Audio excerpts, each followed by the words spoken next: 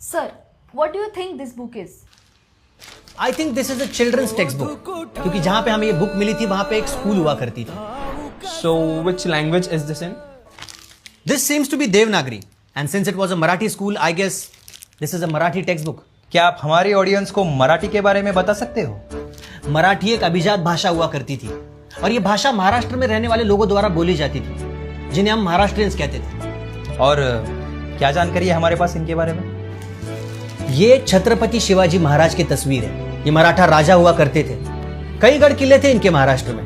कुछ जगह बता सकते हो आप? कहाँ थे ये किले? Well, we do have the places, पर आपको वहां पे किले नहीं मिलेंगे.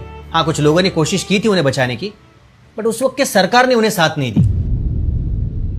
तो अब कहाँ है महाराष्ट्रियंस? महाराष्ट्रियंस कहीं गए नहीं, वो बस अपनी संस्कृति और भाषा भूलते चले गए. कुछ नया करने की चाह में अपने रूट्स भूल गए. मेरे ख्याल से इतनी रिसर्च तब हुई थी जब मोहनजोदारो और हड़प्पा से सील्स और स्क्रिप्ट्स मिली थी, है ना? एग्जैक्टली. उतनी ही समृद्ध भाषा और संस्कृति थी ये. अगर ये भाषा और संस्कृति इतनी समृद्ध थी तो ये विलुप्त कैसे हो गई? ऋतू, हा? मी जे शाळेत शिकलो ना, त्या शाळेत आपल्या मुलाला टाकूयात. काही नको. या मराठी शाळेत शिकून काय होणार आहे त्याचं? त्यापेक्षा त्याला एखाद्या इंटरनॅशनल नाही तर कॉन्व्हेंट स्कूलमध्ये टाकूयात आपण. आई बाबांनी ठरवलं, मुलांना पुढे न्यायचं असेल तर इंग्लिश शाळाच हवी, आणि त्या निर्णयात आपली शाळा, आपली भाषा दोन्ही मागे राहिले. काय झालं? अरे हिंदी पिक्चर हाऊसफुल आहे रे. मग एखादा मराठी सिनेमा किंवा नाटक बघूयात. काय म्हणतो? कसलं बोर असतं ते, त्यापेक्षा इंग्लिश बघू ना. आधी मराठी माणसाला मुंबईमध्ये जागा मिळत नव्हती, नंतर मराठी सिनेमालाही थिएटरमध्ये जागा मिळेनशी झाली. मोडली जरी पाठ तरी मोडला नाही कणा, पाठीवरती हात ठेवून फक्त लढ म्हणा. हे काय? ही मराठी कविता घेणार आहेस तू अॅन्युअल डेला?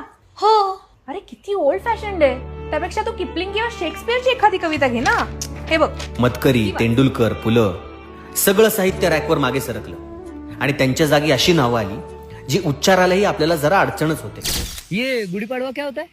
मतलब क्या करते उस दिन? गाडी धुते. पण फक्त शब्द नाही गेले, विसरले गेले आमचे सण, आमची कला, आमचा आवाज. गडगडणाऱ्या ढोल ताशातले पोवाडे आता कुणालाच ठाऊक नाही. सह्याद्री मधल्या आमच्या राजांचे गट ढासळले, आणि त्या राजांचं गाण गाणारे आवाजही थांबले.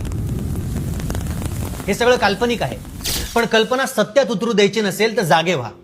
कारण भाषा कधीच अचानक मरत नाही, ती हळूहळू जगता जगता मरते. पण अजूनही वेळ गेलेली नाहीये.